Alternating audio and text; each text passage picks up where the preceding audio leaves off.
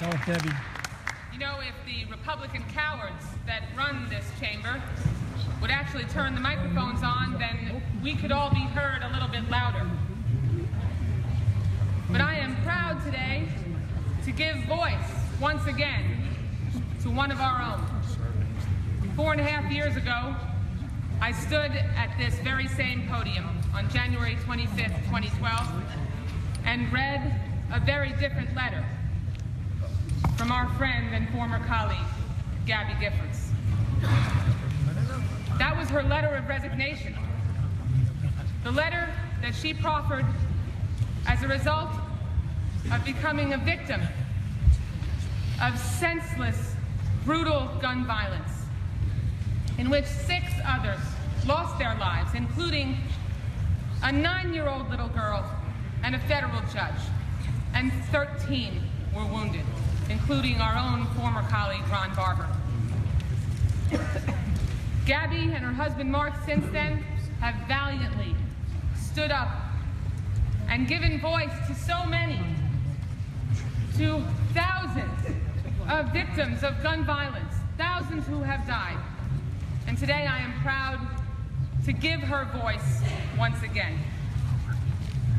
Dear member of the House and former colleagues, there is nowhere I would rather be right now than with you, on the floor of the People's House, representing Southern Arizona, fighting for our country and working to make our communities safer.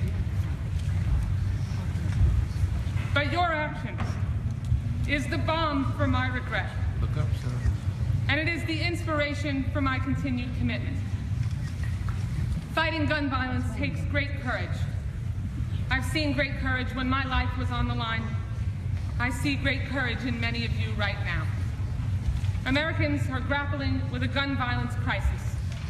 It is a crisis that tears apart the lives of so many Americans and touches every community. It is both public and private, in our homes and on our streets, at work, at church, at the movies, at a dance club, at school, and at school again, at a Congress on your corner. The victims are young and old, but always with so much life ahead of them. They are white and black, Latino and Asian, and Native American. They are lesbian, gay, bisexual, transgendered, queer and straight. They are Christian and Muslim, Jewish and Sikh. They are veterans and government workers and union members. They are rich and poor.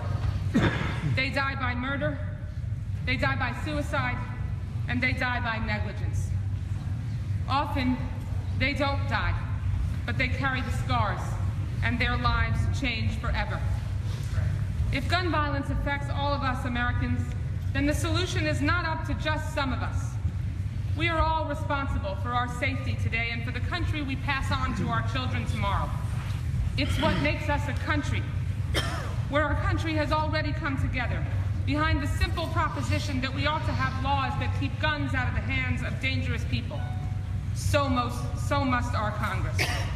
And they should not waste another minute. We must not accept the world that will be the product of inaction in Washington. We can do better. Some states have already made progress. They show us that when we put aside our incidental or momentary differences and stand shoulder to shoulder, we have enormous power.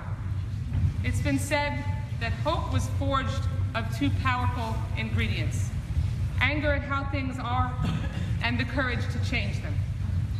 We will not be driven backwards to live in isolation from one another and in fear of violence.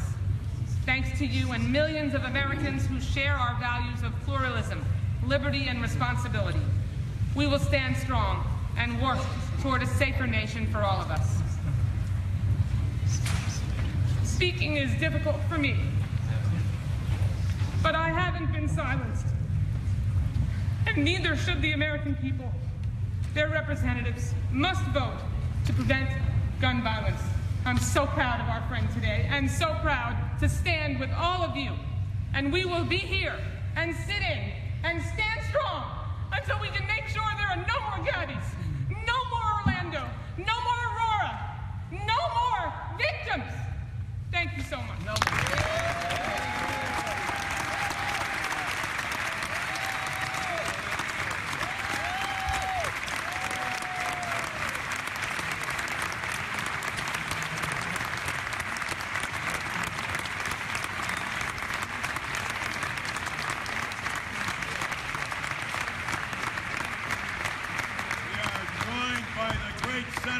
the state of Wisconsin, a member of the 106th Congress, Tammy Baldwin.